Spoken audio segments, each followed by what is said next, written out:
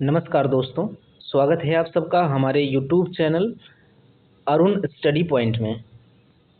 आने वाले कुछ समय पश्चात महात्मा गांधी काशी विद्यापीठ के ग्रेजुएशन के और पोस्ट ग्रेजुएशन के जो विषम सेमेस्टर के एग्ज़ाम हैं वो आयोजित होने वाले हैं, यानी कि फर्स्ट सेमेस्टर, थर्ड सेमेस्टर और फिफ्थ सेमेस्टर, पहला, तीसरा और पाँचवें सेमेस्टर की परीक्षाएं आयोजित होने वाली हैं। इन्हीं परीक्षाओं को मद्देनज़र रखते हुए हम लोग समस्त सेमेस्टर के समस्त विषयों के जो श्योर सीरीज़ आते हैं उन श्योर सीरीज़ को कंप्लीट करेंगे। उदाहरण के लिए हम लोग मान लेते हैं कि जो ग्रेजुएशन का फर्स्ट सेमेस्टर है उसका अगर हम लोग श्योर सीरीज़ कंप्लीट कर रहे हैं तो उससे रिलेटेड समस्त विषय जैसे इतिहास, भूगोल, अर्थशास्त्र, समाजशास्त्र और राजनीति विज्ञान, गृह विज्ञान, जितने भी विषय शामिल हैं ग्रेजुएशन फर्स्ट सेमेस्टर में, उन सभी विषयों की श्योर सीरीज़ को कंप्लीट किया जाएगा। फिर उसी प्रकार फिर थर्ड सेमेस्टर में इतिहास, भूगोल और सभी विषयों को कंप्लीट किया जाएगा। और इन विषयों को जो हम लोग कंप्लीट करेंगे उसका जो आधार होगा, जो हम लोग सोर्स ले रहे हैं वो श्योर सीरीज ही ले रहे हैं। यहाँ पे जो आप देखेंगे हूबहू श्योर सीरीज से जब आप मिलाएंगे तो हूबहू एक एक अक्षर श्योर सीरीज से मिलेगा। ये सारी की सारी चीज़ें श्योर सीरीज की हैं, उसी को हम लोग यहाँ पे कंप्लीट करेंगे। तो आज से जो हम लोग स्टार्ट कर रहे हैं वो इतिहास से स्टार्ट कर रहे हैं। इतिहास में प्राचीन इतिहास को हम लोग कंप्लीट करेंगे। बीए प्रथम semester, BA first year first semester के प्राचीन इतिहास को, जिसका शीर्षक संस्कृति एवं पुरातत्व होता है, उसको हम लोग कंप्लीट करेंगे। फिर इसी तरह से करके एक एक विषय के और फिर एक एक सेमेस्टर के सभी विषयों को कंप्लीट करेंगे और श्योर सीरीज के माध्यम से। तो चलिए शुरू करते हैं। जो हम लोग स्टार्ट कर रहे हैं इसमें क्या है कि अति लघु उत्तरी प्रश्न से हम लोग स्टार्ट करेंगे। अति लघु उत्तरी प्रश्न ऐसे ही स्टार्ट है श्योर सीरीज में भी। तो अति लघु उत्तरी प्रश्न 2-2 अंक के प्रश्न होते हैं। इसके उत्तर जब आप लिखेंगे, इसका उत्तर लिखेंगे आपको तो आपको 2 अंक मिलेंगे और ऐसे 5 प्रश्नों के उत्तर देने होंगे आपको परीक्षा में, जिसके लिए 10 अंक आपको, जब 5 प्रश्न आप कंप्लीट कर लेंगे तो उसके लिए आपको 10 अंक प्राप्त हो जाएंगे। ठीक है, तो चलिए शुरू करते हैं। जो पहला हम लोगों का प्रश्न है वो ये है कि अभिलेख से आप क्या समझते हैं। तो अभिलेख सिर्फ ऐसा लिखा आ जाए, ऐसा सिर्फ अभिलेख लिखा आ जाए, सिर्फ अभिलेख लिखा आ जाए आपके सामने तो भी आप इसी उत्तर को वहाँ पे लिख सकते हैं। अभिलेख क्या है, अभिलेख से आप क्या समझते हैं, अभिलेख से क्या तात्पर्य है, इस प्रकार के प्रश्न आएंगे तो आपको यही उत्तर लिखना है। इसमें क्या है कि अभिलेख पत्थर अथवा धातु जैसी अपेक्षाकृत कठोर सतहों पर उत्कीर्ण किए गए पाठन सामग्री हो सकते हैं। तो कुल मिला के आपको इतना समझना है कि अभिलेख क्या होते हैं। पत्थर अथवा धातु जैसी ठोस सतह पर प्राचीन समय के लोग क्या करते थे, जिस समय कागज की खोज नहीं हो पाई थी तो उस समय कोई भी चीज़ लिखना होता था, जैसे अपने विजय अभियानों के बारे में या फिर अपने राज्य या साम्राज्य या प्रशासन के बारे में कुछ लिखना होता था तो किसी पत्थर या किसी ठोस धातु पर वो लोग लिख दिया करते थे। तो जब ठोस धातु पे वो लोग लिख दें या लिखा जाए तो वो जो ठोस धातु है वो अब क्या हो जाएगा, लिखने के बाद अभिलेख हो जाएगा। तो वही क्या होता है, अभिलेख होता है। अभिलेख का ऐतिहासिक महत्व साहित्यिक साक्ष्यों से अधिक है। तो अभिलेख का महत्व क्या है, अभिलेख का ऐतिहासिक महत्व साहित्यिक साक्ष्यों से है। साहित्यिक साक्ष्य का मतलब ये है, अब कभी कभी साहित्यिक साक्ष्य न मान के पुरातात्विक साक्ष्य के अंतर्गत भी अभिलेखों को रखा जाता है। अभिलेखों को आप पुरातात्विक साक्ष्य के अंतर्गत भी रख सकते हैं क्योंकि ये पुरातत्व के अंतर्गत भी आता है, और साहित्यिक साक्ष्य के अंतर्गत इस प्रकार से आता है क्योंकि ये उत्कीर्ण है। ठीक है, ये लिखा गया है, इस पर पत्थरों पर लिखा गया है, लिपि का प्रयोग किया गया है, इसलिए ये साहित्यिक साक्ष्य के अंतर्गत आता है और दूसरी तरफ ये पुरातात्विक साक्ष्य के अंतर्गत भी आता है। तो आपको ये लिख देना है कि अभिलेख का ऐतिहासिक महत्व साहित्यिक साक्ष्य से अधिक है। तो इसका मतलब ये है, साहित्यिक साक्ष्य का मतलब ये है कि अभिलेखों का हमारे जो इतिहास में जो महत्व है वो ये है कि हम इनको पढ़कर, इन पे जो लिखा हुआ चीज़ है उनको पढ़कर हम इतिहास को जान पाते हैं। तो इतिहास को जानने का एक सोर्स, एक साक्ष्य के रूप में, एक एविडेंस के रूप में हमारे सामने प्रस्तुत होता है। तो ये इसका महत्व है। पहले तो हम लोगों ने ये जाना कि अभिलेख क्या है, उसके बाद हम लोगों ने ये जाना कि अभिलेख किस लिए महत्वपूर्ण है। आगे बात करें तो ये अभिलेख पाषाण शिलाओं यानी कि पत्थरों पर, स्तंभों पर, ताम्रपत्रों पर, दीवारों पर, मुद्राओं एवं प्रतिमाओं आदि पर खुदे हुए मिलते हैं। तो आपको ये भी डाल देना है कि कहाँ कहाँ खुदे हुए मिल सकते हैं। सबसे प्राचीन अभिलेख मध्य एशिया के बोगसगुई से प्राप्त हुआ है। तो मध्य एशिया माइनर में बोगसगुई का अभिलेख प्राप्त हुआ है 1400 ईसा पूर्व। कितना मिला है? 1400 ईसा पूर्व। इसको सबसे प्राचीन अभिलेख माना जाता है। तो 1400 ईसा पूर्व का बोगसगुई का अभिलेख है, एशिया माइनर में मिला है। तो इसमें से जो बोगसगुई का अभिलेख है, इसमें जो ऋग्वैदिक देवी देवता हैं इंद्र, मित्र, वरुण और नासत्य, 4 देवी देवताओं का उल्लेख भी मिलता है इसी अभिलेख से। तो इसको आप याद रखेंगे। तो ये पहले प्रश्न का हमारे सामने उत्तर है। अगले प्रश्न की बात करें तो शिलालेख क्या है? अगला प्रश्न क्या है? शिलालेख क्या है? इसके बारे में बात करें तो किसी पत्थर या चट्टान पर लिखित रचना को शिलालेख कहते हैं। जैसे ताम्रपत्र है, दीवार है, मुद्रा है, प्रतिमा है। तो इस पे अगर लिखा हुआ है तो ये क्या, इन सभी चीजों पर लिखा हुआ है तो वो अभिलेख है। लेकिन सिर्फ चट्टान या पत्थर पर, केवल चट्टान और पत्थर पे लिखी हुई चीजों को अलग कर दें तो वो शिलालेख हो जाएगा। बाकी ताम्रपत्र, स्तंभों पर, यहाँ तक कि दीवारों पर जो चीजें उत्कीर्ण की गई हैं प्राचीन काल में, उसको अभिलेखों के अंतर्गत उसको रखा जाता है। ठीक है, तो इस प्रकार से दोनों में अंतर होता है। तो अगर आपसे प्रश्न इस प्रकार से भी पूछ ले कि अभिलेख और शिलालेख में क्या अंतर है, तो आप इसी प्रकार से लिख सकते हैं। ऐसे एक लाइन दे करके इस तरफ अभिलेख या किसी भी तरफ अभिलेख और शिलालेख किसी भी तरफ से आप इस तरह से दे सकते हैं। तो दोनों के बीच में जो अंतर है उसको भी आप स्पष्ट कर सकते हैं। ठीक है, तो बढ़ते हैं तीसरे प्रश्न की ओर। जो तीसरा प्रश्न है वो ये कह रहा है कि भारत में प्राचीन सिक्के को क्या कहा, जो प्राचीनतम सिक्के हैं उनको क्या कहा जाता था? तो जो प्राचीनतम सिक्के हैं उनको आहत कहा जाता था। क्या कहा जाता था? आहत। आहत सिक्के उन्हें कहा जाता था। तो जो उत्तर लिखना है आपको, आहत सिक्के उन्हें कहते थे। तो आप इस प्रकार से प्रश्न को लेकर के उत्तर लिख सकते हैं, तो थोड़ा सा लंबा हो जाएगा। तो ऐसे लिख सकते हैं, भारत में प्राचीन सिक्के को, क्या को हटा दीजिए और यहाँ पे आहत लगा दीजिए। का लगा दीजिए? यहाँ पे आहत लगा दीजिए। ठीक, तो अब हो जाएगा प्राचीन, भारत में प्राचीन सिक्के को आहत कहा जाता था। यहाँ पे आहत के जगह पे आहत सिक्के कह देंगे तो ज़्यादा सही रहेगा। तो अब हो जाएगा कि भारत में प्राचीन सिक्के को या प्राचीन सिक्कों को आहत सिक्के कहा जाता है। ठीक है, कहा जाता था कह सकते हैं, कहा जाता है, इस प्रकार से आप लिख सकते हैं।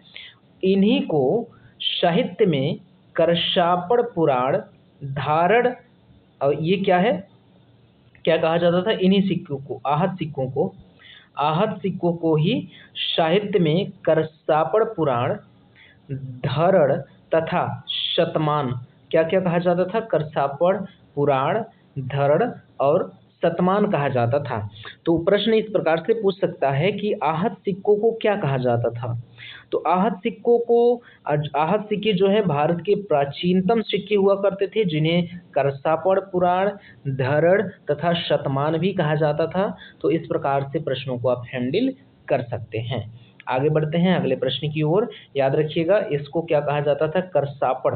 जो आहत सिक्के हैं उनको करशापड़, उनको पंचमार्क्ड भी कहा जाता था। याद रखिएगा, जो आहत सिक्के हैं उन्हें पंचमार्क भी कहा जाता था। आहत सिक्कों को पंचमार्क भी कहा जाता था। तो इतना याद रखिएगा। अगला जो प्रश्न है, स्मारक किसे कहते हैं? क्या कहते हैं? स्मारक किसे कहते हैं? इसके बारे में हम लोग अगर बात करें तो बताया जा रहा है कि स्मारक एक ऐसी संरचना है जो खास तौर पर किसी व्यक्ति या महत्वपूर्ण घटना की स्मृति में बनाई जाती है, स्मारक कहा जाता है। जैसे लाल किला और ताजमहल, ये क्या है? एक प्रकार के स्मारक हैं। स्मारक क्या होता है? किसी भी खास व्यक्ति, एक संरचना होती है जो खास तौर पर किसी व्यक्ति या महत्वपूर्ण घटना की स्मृति में, स्मृति का मतलब होता है स्मारक, स्मारक का मतलब होता है स्मृति से ही बना हुआ है, याद करने मतलब याद में, ठीक है, तो स्मारक होता है। स्मारक जैसे लाल किला, ताजमहल, किसी की याद में या कोई महत्वपूर्ण घटना हुई है तो उसकी याद में ये चीज बनाया जाता है, उसे कहते हैं स्मारक। तो इसको याद रखिएगा, एक बार इसको पढ़ लीजिए कि स्मारक एक ऐसी संरचना है, स्मारक एक ऐसी संरचना है जो खास तौर पर किसी व्यक्ति या महत्वपूर्ण घटना की स्मृति में बनाई जाती है। मतलब किसी महत्वपूर्ण घटना के या किसी खास व्यक्ति की याद में वो बनाया जाता है। जैसे ताजमहल मुमताज की याद में बनाया गया है, तो ये एक प्रकार का स्मारक है, तो ये स्मारक कहा जाता है। जैसे उदाहरण दे देंगे आप, ताजमहल और लाल किला, ठीक है। पांचवा प्रश्न क्या है हम लोगों का कि हाथी गुम्फा अभिलेख, हाथी गुम्फा अभिलेख से आप क्या समझते हैं? हाथी गुम्फा अभिलेख के बारे में आपको लिखना है।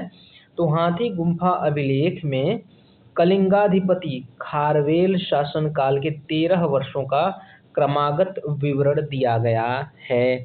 तो आपको बताना है खारवेल, हाथी गुम्फा का अभिलेख ये कहाँ से मिला है? कलिंग, कलिंग यानी कि उड़ीसा, उड़ीसा वाला जो क्षेत्र है उसको कलिंग कहा जाता था प्राचीन भारत में। तो वहीं से जो अभिलेख मिला है खारवेल का, खारवेल कौन था? कलिंग का राजा था खारवेल, इसी का अभिलेख है हाथी गुम्फा अभिलेख। राजा कौन है? कलिंग है, ठीक है, नहीं एरिया कौन सा है? कलिंग, प्राचीन नाम कलिंग है, वर्तमान में जो उड़ीसा वाला है तो नाम क्या है एरिया का? कलिंग नाम है। राजा कौन है? खारवेल है। और इन्होंने कौन सा अभिलेख खुदवाया है? तो हाथी गुम्फा अभिलेख। तो वही कहा जा रहा है कि हाथी गुम्फा अभिलेख में कलिंगाधिपति खारवेल, कलिंगाधिपति मतलब कलिंग के राजा खारवेल के शासन काल के 13 वर्षों का क्रमागत विवरण दिया गया है।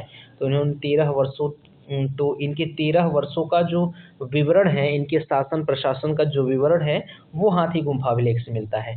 तो हम ऐसे भी कह सकते हैं कि कलिंग के राजा खारवेल के शासन प्रशासन और उनके राज्य, उनके साम्राज्य काल की जो जानकारी मिलती है वो हाथी गुम्फा अभिलेख से मिलती है। इस अभिलेख के अस्पष्ट उल्लेखों के कारण खारवेल के जीवन एवं कुल का निर्धारण के विषय में भले ही कठिनाई हो, लेकिन उनके प्रारंभिक जीवन के विषय में इस प्रशस्ति से पर्याप्त प्रकाश पड़ता है। तो अस्पष्ट लेख है, इसमें जो लेख है वो अस्पष्ट है। अस्पष्ट होने की वजह से खारवेल के बारे में इस अभिलेख से ज़्यादा जानकारी नहीं मिलती है, फिर भी खारवेल के प्रारंभिक जीवन के बारे में जानकारी इस अभिलेख से मिल जाती है। तो ऐसा आपको लिख देना है। अगला प्रश्न हमारा होता है कि कौटिल्य का अर्थशास्त्र अथवा अर्थशास्त्र आप कह सकते हैं। तो इसके बारे में लिखना है कि अर्थशास्त्र की रचना चंद्रगुप्त प्रथम के महामात्य चाणक्य, जिनका नाम कौटिल्य भी था, उसने की थी। तो चंद्रगुप्त प्रथम, चंद्रगुप्त प्रथम के महामात्य चाणक्य, चंद्रगुप्त प्रथम के महामात्य जो सीरीज है उसमें चंद्रगुप्त प्रथम के महामात्य लिखा हुआ है। तो चाणक्य की बात हम लोग कर रहे हैं। तो इसमें से थोड़ा सा मिस्टेक हमें ये देखने को मिल रहा है कि चंद्रगुप्त प्रथम नहीं होना चाहिए, चंद्रगुप्त मौर्य होना चाहिए, ये आप याद रख लीजिएगा। और ये एकदम कंफर्म है कि चंद्रगुप्त मौर्य है। सीरीज में थोड़ा सा मिस्टेक किया हुआ है। क्या हुआ है कि हम लोग क्या किए हैं कि सीरीज को डायरेक्ट कॉपी करके हम लोग यहाँ पे ला के रख दिए हैं, ठीक है। सीरीज को हूबहू यहाँ पे लाया गया है, तो सीरीज में ही लिखा गया है चंद्रगुप्त प्रथम, ठीक है, सीरीज में ही लिखा गया है चंद्रगुप्त प्रथम, इसलिए यहाँ पर भी चंद्रगुप्त प्रथम आ गया है। लेकिन चंद्रगुप्त प्रथम गुप्त साम्राज्य के राजा हुआ करते थे। चंद्रगुप्त प्रथम और चंद्रगुप्त मौर्य में फर्क है। तो चंद्रगुप्त प्रथम जो है वो गुप्त साम्राज्य के राजा हुआ करते थे, लेकिन चंद्रगुप्त मौर्य मौर्य साम्राज्य के राजा हुआ करते थे। और चंद्रगुप्त मौर्य से रिलेटेड है ये जो चाणक्य है, चंद्रगुप्त मौर्य के महामात्य या महामंत्री या कुछ भी कह ले, तो वो चंद्रगुप्त मौर्य के थे। तो यहाँ पे मिस्टेक हुआ है, चंद्रगुप्त प्रथम नहीं, चंद्रगुप्त मौर्य होना चाहिए। इस चीज को आप याद रखिएगा, सीरीज में थोड़ा सा मिस्टेक किया गया है। तो अर्थशास्त्र की रचना चंद्रगुप्त प्रथम के महामात्य चाणक्य ने की है। अर्थशास्त्र की रचना काल चौथी शताब्दी ईसा पूर्व माना जाता है। चौथी शताब्दी ईसा पूर्व माना जाता है। इस ग्रंथ में राजनैतिक, आर्थिक एवं सामाजिक शासकीय विषयों का उल्लेख किया गया है। तो इसमें राजनीतिक, आर्थिक और सामाजिक चीजों को लिखा गया है मौर्य साम्राज्य के शासनकाल के दौरान। तो आप इस तरह से लिख सकते हैं, मौर्य साम्राज्य का इसमें नाम दे सकते हैं कि मौर्य साम्राज्य के शासनकाल के जो राजनैतिक दशा है, आर्थिक दशा है, सामाजिक दशा है, उनको इसमें अर्थशास्त्र में कौटिल्य ने लिखा हुआ है। और ज्यादातर ये राजनीतिक पर केंद्रित है। ठीक है, राजनीति पर ये ज्यादा केंद्रित है, तो इसको आप याद रखेंगे। और यहाँ पे चंद्रगुप्त प्रथम नहीं, चंद्रगुप्त मौर्य कर लीजिएगा। बल्कि आप लोग भी देख लीजिएगा कि चंद्रगुप्त मौर्य है कि चंद्रगुप्त प्रथम है। हो सकता है कि मैं गलत बता रहा हूँ, सीरीज सही लिखा हो, या हो सकता है कि सीरीज गलत लिखा हो, मैं सही बता रहा हूँ। तो आप देख लीजिएगा, ज्यादातर उम्मीद है कि चंद्रगुप्त मौर्य होना चाहिए। महाकाव्य की बात कर लें, सातवां प्रश्न है कि महाकाव्य क्या है। तो महाकाव्य की बात करें तो दो महाकाव्य है, एक तो रामायण है और एक महाभारत है। तो इसको आप दे देंगे। जब आप उत्तर लिखेंगे तो थोड़ा सा खाली है, यहाँ पे बता दे रहे हैं। तो जैसे महाकाव्य लिख दिया आपने, महाकाव्य, तो थोड़ा सा डायग्रामेटिकल लिखेंगे ना, तो ज़्यादा जो वो है क्या है, अंक है वो ज़्यादा मिलने का प्रयास होगा, ज़्यादा मिलेगा। जो जैसे महाकाव्य आपने लिख दिया और दो महाकाव्य हैं, आप ऐसे करके लिख दीजिए। ऐसे करके लिखेंगे ना तो थोड़ा सा अच्छा लगेगा और एकदम स्पष्ट रहेगा कि हाँ, दो महाकाव्य है, एक रामायण तथा महाभारत। लाइन बाय लाइन लिखते जाएंगे तो भी वही चीज़ रहेगा, लेकिन ऐसे प्रभाव थोड़ा सा अधिक होता है। ऐसे लिखेंगे या फिर ऐसे करके इस तरह से लिख सकते हैं, एक रामायण और एक महाभारत। तो इस प्रकार से आप प्रश्नों को लिख सकते हैं। ठीक है, तो महाकाव्य दो हैं, रामायण तथा महाभारत। मूलतः इन ग्रंथों की रचना ईसा पूर्व की चौथी शताब्दी ईसा पूर्व में हुई थी तथा इनका वर्तमान स्वरूप क्रमशः दूसरी एवं चौथी शताब्दी ईस्वी के लगभग निर्मित हुआ। तो उस समय लिखा हुआ था तो कोई किसी और स्वरूप में रहा होगा। तो जो वर्तमान में जो स्वरूप है महाभारत और रामायण का, वो दूसरी और चौथी शताब्दी ईस्वी के लगभग निर्मित हुआ था। इसके अध्ययन में से हमें प्राचीन हिंदू संस्कृति के विविध पक्षों का सुंदर ज्ञान प्राप्त होता है। ये चीज आप महाकाव्य के बारे में लिख सकते हैं। अगले प्रश्न की ओर बढ़ते हैं। तो आठवां जो प्रश्न है वो कह रहा है कि वेदांग क्या है। वेदांग मतलब वेद के अंग। वेदांग क्या है ये पूछ रहा है। तो आपको बताना है वेदांग कितने हैं, दो। वेदांग वेदों के अंग हैं। वेदांग क्या है, वेदों के अंग हैं और इनकी संख्या, वेदों को भली भांति समझने के लिए 6 वेदांगों की रचना की गई है। तो वेदों की रचना क्यों की गई है, वेदों, अगर आपको ये याद रखना है कि वेदांगों की रचना वेदों को समझने के लिए की गई है। वेदांगों की रचना वेदों को समझने के लिए की गई है। और जो वेदांग हैं, वेद प्लस अंग को आप अलग अलग करेंगे तो वेदों के अंग निकल के आएगा। तो ये वेदों के ही अंग हैं। तो वेद को हर कोई समझ नहीं पा रहा था सही से, तो सभी व्यक्तियों को सरल भाषा में समझाने के लिए वेदांग की रचना की गई। और ये वेदांगों की संख्या 6 है। तो 6 है। आप इस तरह से, जैसे मैंने आपको बताया कि वेदांग की संख्या 6 है, ऐसे करके आप ऐसे करके 6 लाइन ऐसे खींच करके तो आप लिख सकते हैं इस तरह से। तो ज़्यादा आकर्षण पैदा करेगा उस तरह से आप जब लिखेंगे तो वेदांगों की संख्या कितनी है, 6 है। शिक्षा, ज्योतिष, कल्प, व्याकरण, निरुक्त, छंद। याद रख लीजिए, शिक्षा, ज्योतिष, कल्प, व्याकरण, निरुक्त और छंद। तो वेदांग जो हैं वेदों के अंग हैं। वेदों को भली भांति समझने के लिए 6 वेदांगों की रचना की गई। ये निम्न प्रकार से हैं: शिक्षा, ज्योतिष, कल्प, व्याकरण, निरुक्त और छंद। 2-3 बार पढ़ लीजिए, शिक्षा, ज्योतिष, कल्प, व्याकरण, निरुक्त और छंद। अगर कम याद हो, 3-4 ही याद हो, तो शिक्षा, ज्योतिष, कल्प आदि, या शिक्षा, ज्योतिष, व्याकरण, निरुक्त, छंद आदि 2-3 याद करके आदि लगा दीजिए, काम बन जाएगा। और बाकी अगर पूरा याद रखेंगे तो ज़्यादा सही रहेगा। अगला प्रश्न क्या है, 9वां प्रश्न है कि वेद क्या है। वेदों के बारे में हमें बताना है। तो वेद जो है भारत के सर्वप्राचीन धर्म ग्रंथ हैं, जिनका संकलनकर्ता महर्षि कृष्ण द्वैपायन है। वेद व्यास को माना जाता है। तो वेदों की रचना जो संकलन करता है महर्षि कृष्णद्वैपायन को माना जाता है। वैदिक युग की सांस्कृतिक दशा के ज्ञान का एकमात्र स्रोत होने के कारण वेदों का ऐतिहासिक महत्व बहुत अधिक है। वेदों की संख्या 4 है, इनको आप याद रखेंगे। ऋग्वेद, यजुर्वेद, सामवेद, अथर्ववेद। वेदों में ऋग्वेद सबसे प्राचीन है, ये भी आप याद रखेंगे। तो जो समझने के लिए है वो क्या है कि वेद भारत के प्राचीन ग्रंथ हैं। इस चीज को आप याद रखेंगे, इसको आप सम्मिलित करेंगे अपने उत्तर में। वेद क्या है? वेद भारत के सर्व प्राचीन ग्रंथ है, भारत के सर्व प्राचीन ग्रंथ हैं। इनके लिए इनके संकलनकर्ता के बारे में भी आपको बता देना है। इनके संकलनकर्ता कौन है? कृष्ण द्वैपायन। और वेदों को अपौरुषेय भी कहा जाता है, अपौरुषेय, अपौरुषेय भी कहा जाता है। इसका मतलब ये होता है कि ये पुरुषों के द्वारा नहीं रचित किया गया है, मतलब लिखा तो गया है पुरुषों के द्वारा ही, जो रचित इसमें जो मंत्र वगैरह है, इसमें जो सारी चीजें दी गई हैं वो दैवीय मंत्र है। मतलब कि देवी देवताओं ने आकर के वो सारे मंत्र बोले हैं, ऋषि मुनियों ने उनको सुना है और उनको सुन करके एक जगह संकलित किया है और वो हो गए वेद। क्योंकि वे जो इनका जो मंत्र है, इनकी रचना जो रचना होती है, रचना व्यक्तियों ने नहीं की है, इनकी रचना ईश्वरीय है, इसलिए अपौरुषीय कहा जाता है। पुरुषों ने इसकी रचना नहीं की थी, ठीक है। तो ये क्या है? अपौरुषीय है, इनको कहा जाता है। तो आप इसको भी शामिल कर सकते हैं कि वेद भारत के सर्वप्राचीन ग्रंथ हैं। और वेदों को अपौरुषीय भी कहा जाता है क्योंकि वेदों की रचना पुरुषों द्वारा या मनुष्यों द्वारा नहीं किया गया है। उनकी रचना, वेदों की रचना दैवीय शक्तियों द्वारा की गई है, इसलिए इनको अपौरुषीय भी कहा जाता है। इनके संकलनकर्ता कृष्ण द्वैपायन को आप दे सकते हैं। वेद व्यास को माना जाता है।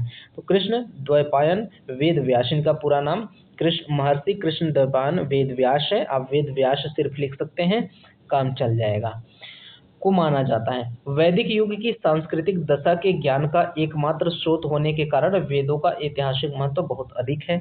तो बताया जा रहा है कि जो वैदिक युग है, वैदिक युग कब से कब माना जाता है? 1500 ईसा पूर्व से लगा करके 600 ईसा पूर्व के बीच में वैदिक युग माना जाता है। इसी को दो भागों में बांटा जाता है, एक वैदिक काल और एक उत्तर वैदिक काल।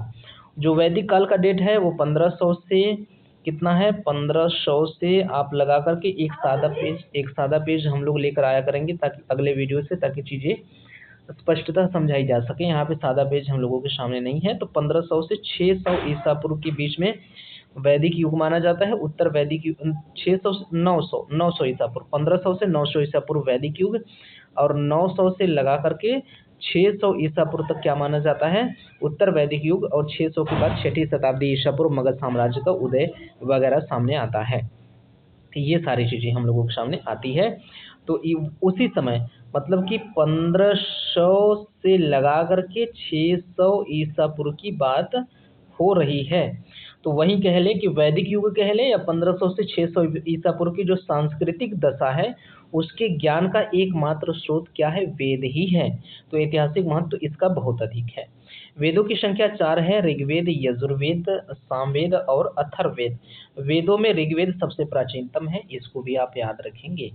अगला प्रश्न हमारा है कि ऋग्वेद क्या है, अथवा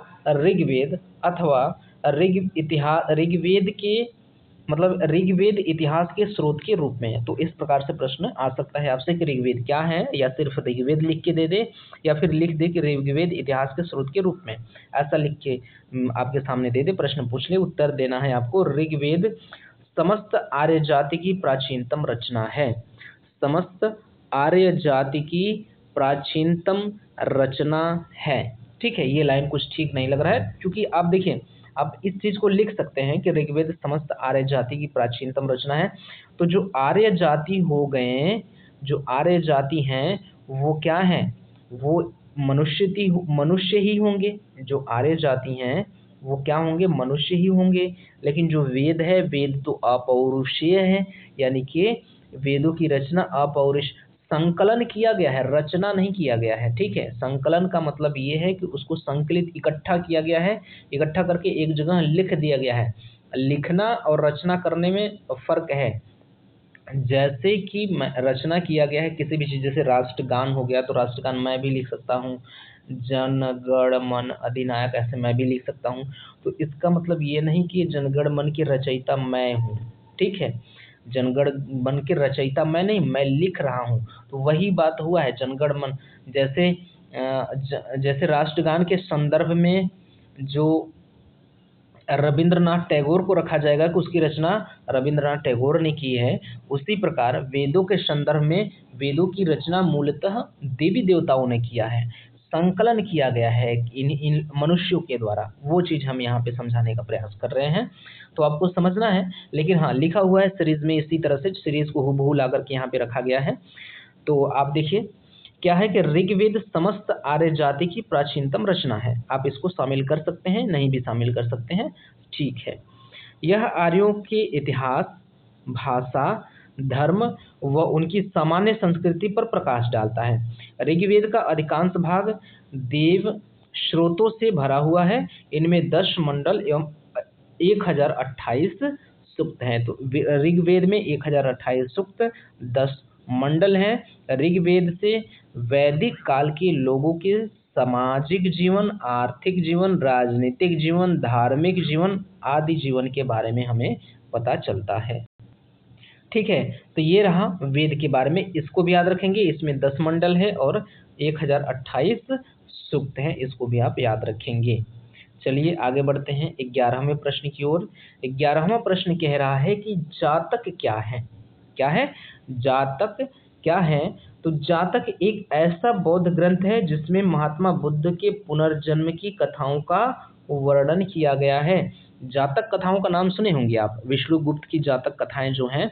तो जातक कथाएं क्या हैं? जातक कथाएं बौद्ध धर्म ग्रंथ से रिलेटेड हैं, बौद्ध धर्म से रिलेटेड हैं। बुद्ध के पूर्व जन्मों यानी कि पिछले जन्मों से संबंधित कहानियां बताई गई हैं जातक कथाओं में। जातक कथा क्या है? जातक क्या है ऐसा प्रश्न पूछे तो बुद्ध के पिछले जन्मों के संदर्भ में जो कहानियां बताई गई हैं वो जातक कथाओं में बताई गई हैं। तो जातक एक ऐसा बौद्ध ग्रंथ है, तो इसको याद रखेंगे। जातक एक बौद्ध ग्रंथ है जिसमें महात्मा बुद्ध के पूर्व जन्म की घटनाओं का वर्णन किया गया है। जातकों की विषयगत सामग्री से तत्कालीन राजनैतिक, सांस्कृतिक एवं आर्थिक दशा का भी पता चलता है।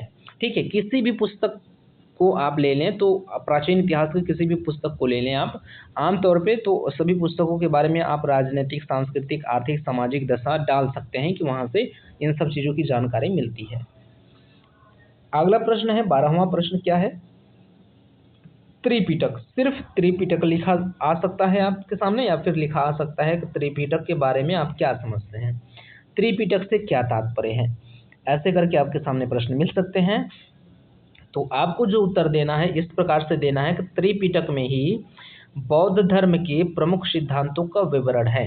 तो सबसे पहले आपको देना है कि त्रिपिटक जो है बौद्ध धर्म ग्रंथों की एक श्रृंखला है। त्रिपिटक 3 पुस्तक शामिल हैं उसमें, अभिधम्म पिटक, विनय पिटक और सुत्त पिटक। तो ये 3 पिटक, त्रिपिटक जो है इनमें 3 पुस्तकों को शामिल किया गया है। 3 पुस्तकों को शामिल करके त्रिपिटक बनाया गया है और ये तीनों के तीनों पुस्तक बौद्ध धर्म से संबंधित हैं। तो त्रिपिटक 3 पुस्तकों का समूह है। ये 3 पुस्तक बौद्ध धर्म से संबंधित हैं। आप इस प्रकार से भी लिख सकते हैं।